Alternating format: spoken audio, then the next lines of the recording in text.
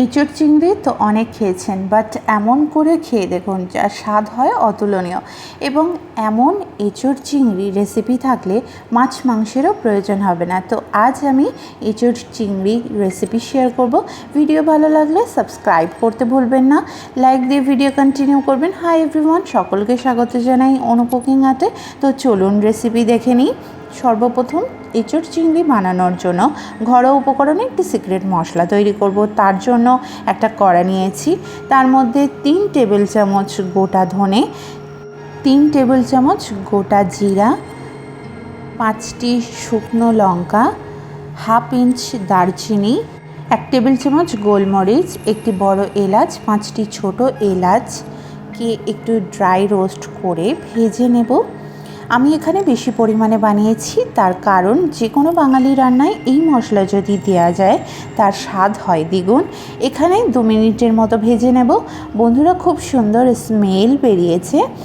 এইবার একটি mixing jar নেব, তার মধ্যে গোটা মশলাকে দিয়ে দেব, দিয়ে ভালো করে গুঁড়ো করে নেব। দেখুন বন্ধুরা, এখানে গুঁড়ো করা হয়ে গেছে। এইবার একটি কড়া নিয়ে তার মধ্যে 500 গ্রাম এঁচোড় নিয়েছি। এর মধ্যে একটু হলুদ দিয়েছি এবং জল দিয়ে লিড বন্ধ করে 30%-এর মতো সিদ্ধ করে জল ঝরিয়ে নেব।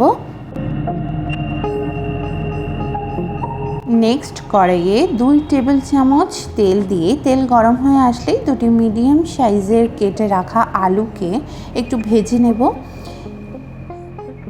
এখানে ভাজা হয়ে গেছে, আলুগুলোকে তুলে নেব। এইবার ওই তেলের মধ্যেই এঁচোড়গুলোকে ভেজে নেব।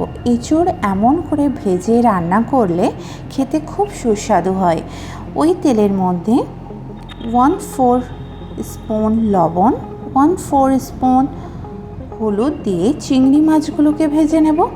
এখানে একটা কথা মাথায় রাখবেন, চিংড়ি মাছগুলোকে বেশি ভাজলে রান্না করার পরেও শক্ত থেকে যায়, হালকা করে ভাজলে বেশি ভালো হয়। দেখুন, ঠিক এমনভাবে ভাজবেন চিংড়ি মাছগুলোকে। চিংড়ি মাছ ভাজা এখানে কমপ্লিট। এইবার নেক্সট কড়াইয়ে 30 মিলি তেল দিয়ে একটি তেজপাতা, একটি শুকনো লঙ্কা, হাফ টিস্পুন কালো জিরা দেব ফোড়নের জন্য। ফোড়নের স্মেল বার হলেই এখানে 4টি কুচি করা পেঁয়াজ দিয়ে দেব। নাড়তে থাকবো 1 মিনিট। পেঁয়াজটা বাদামি কালার হয়ে আসলে একটি কেটে রাখা টমেটো দিয়ে দেব। দিয়ে ভালো করে কষিয়ে নিয়ে 1 চামচ আদা রসুন বাটা দিয়ে দেব এবং নাড়তে থাকবো। পেস্টের কাঁচা গন্ধ চলে গেলে এর মধ্যে ভেজে রাখা আলু ও এঁচোড় দিয়ে দেব। 1 চামচ লবণ, 1 চামচ হলুদ, 1 চামচ লঙ্কার গুঁড়ো, 1 চামচ সেই গুঁড়ো করে রাখা সিক্রেট মশলা দিয়ে অল্প অল্প জল দিয়ে 3 থেকে 4 বার কষিয়ে নেব।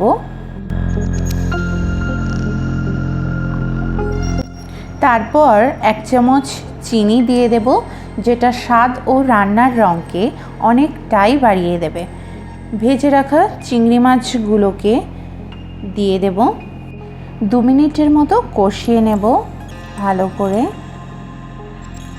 এবং পরিমাণ মতো জল দিয়ে দেব।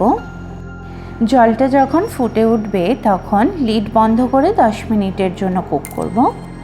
10 মিনিট পরে ফিরে এসেছি। দেখুন কতটা গাঢ় হয়ে গেছে এবং আমি এখানে ফ্লেমটাকে অফ করে দেব। ঘি ও কসুরি মেথি দিয়ে 2 মিনিটের জন্য স্ট্যান্ডিং বাই রেখেছিলাম। তার ফলে গোটা রেসিপির মধ্যে সুন্দর ফ্লেভার চলে যাবে।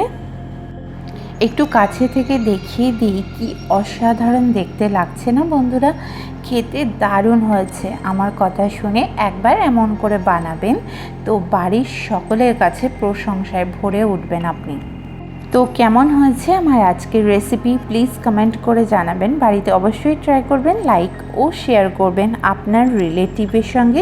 চ্যানেলে নতুন বন্ধু হয়ে থাকলে সাবস্ক্রাইব করে আমার পাশে থাকবেন। সবার আগে নোটিফিকেশন পেতে পাশে থাকা বেল আইকন প্রেস করে রাখবেন। দেখা হচ্ছে খুব শীঘ্রই আবারও নতুন রেসিপির সঙ্গে। সকলে সুস্থ থাকবেন, ভালো থাকবেন। ধন্যবাদ।